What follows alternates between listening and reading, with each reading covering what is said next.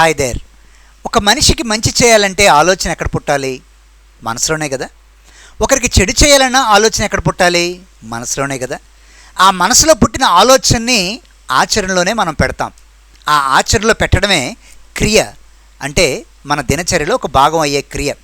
ఈ ఉదయకాలం దేవుడు పరిశుద్ధ గ్రంథంలో ఒక మాటను నాకు జ్ఞాపకం చేయగా మీ ముందుకు నేను తీసుకొని వస్తున్నాను.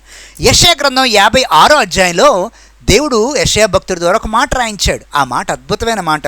వీలున్న వారు మీరు కూడా చూస్తే అది దీవెనగా ఉంటుందని నా అభిప్రాయం. యెషయా గ్రంథం 56వ అధ్యాయం 2వ వచనంలో 2వ లైన్లో ఒక మాట రాశాడు. ఏ కీడు చేయకుండా తన చేతిని బిగబట్టువాడు ధన్యుడు. ఎంత చక్కటి మాట. ఏ కీడు చేయకుండా తన చేతిని బిగబట్టువాడు ధన్యుడు. చాలాసార్లు ఏదో చేయడం వల్ల మనం ధన్యులం అవుతాం అనుకుంటాం. కరెక్టే. దర్శన భాగం ఇవ్వడం వల్ల మనం ధన్యులం అవుతాం కాదంట్లే. పొరుగు వారికి సహాయం చేయడం వల్ల ధన్యులం అవుతాం కాదంట్లే. ఎవరికో ఏదో ఆదుకోవడం వల్ల ధన్యులం అవుతాం కాదంట్లే.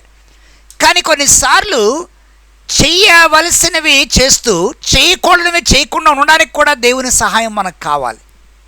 అందుకే అంటున్నాడు, ఏ కీడు చేయకుండా తన చేతిని బిగబట్టుకున్నవాడు ధన్యుడు.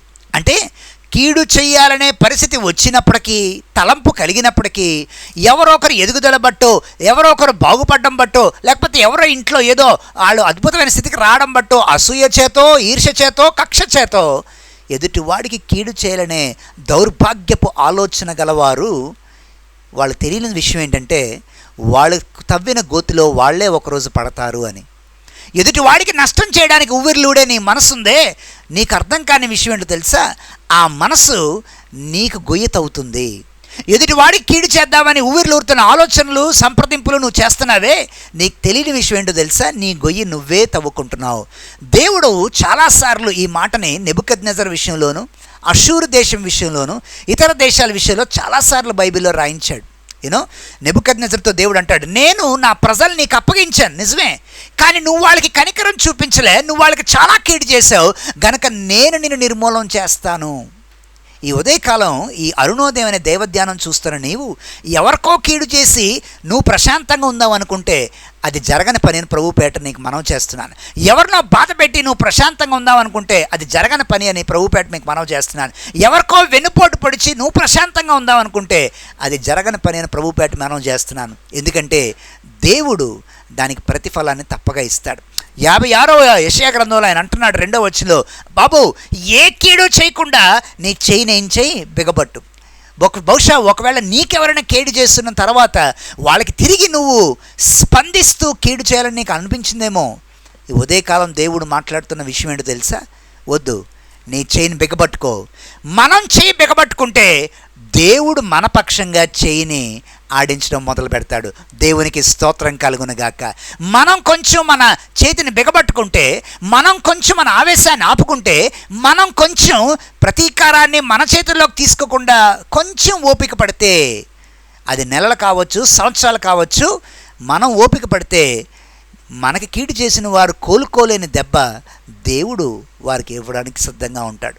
కానీ మనం చేతుల్లోకి తీసుకోవడం వల్ల దేవుని దయకు, కనికరానికి మనం దూరం అయిపోతామేమో. ఈ ఉదయకాలం ఆలోచించమని మనం చేస్తున్నాను. యెషయా గ్రంథం 56వ అధ్యాయం అరుణోదయం అనే దైవధ్యానంలో మీ ముందుకు నేను తీసుకొని వస్తున్నాను. నీ జీవితంలో నువ్వేమేమి అనుభవించావో నాకు తెలియదు, కానీ ఒకవేళ కీడు చేసిన వారు నీ జీవితంలోకి వచ్చినా, మేలు చేసిన వారు నీ జీవితంలోకి వచ్చినా, ఒక మాట బాగా గుర్తుపెట్టుకో. ఈరోజు దేవుడు అనుమతిస్తేనే వాళ్ళు వచ్చారు. ఎవరు చేయాల్సిన పని వాళ్ళు చేసుకొని వెళ్ళిపోయారు. వాటన్నిటి ద్వారా నీ జీవితంలో దేవుడు తన సంకల్పాలను నెరవేరుస్తాడు. మనం ఒకటే చేద్దాం, మన కీడు చేసిన వారిని దేవునికి అప్పగిద్దాం.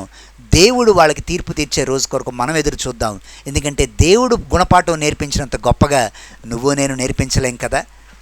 ఏమంటారు? ఈ మాటల్ని ఉదయకాలం చూస్తున్న నువ్వు, గడప దాటి ఇంట్లోంచి బయటికి వెళ్తున్నప్పుడు ఈ అరుణోదయం అనే దైవధ్యానం చూస్తున్న నువ్వు నీ ఆవేశాన్ని, నీ ఆలోచనల్ని దేవుని ఆధీనంలో పెట్టుకుని ఆయన చేయబోయే కార్యాల కొరకు ఎదురు చూడడం మంచిది. ఈ దైవ ధ్యానాలు ప్రభువులో మీరు బలపడ్డాలని ప్రతి రోజు మీకు అందిస్తూ ఉన్నాం. వినండి, బలపరచబడండి, దేవునిలో ఎదగండి. దేవుడు అలాంటి కృప మీకు దయచేసి తన అనుకున్న దీవెనలకు మిమ్మల్ని వారసులుగా చేయునుగాక. God bless you. Thank you so much.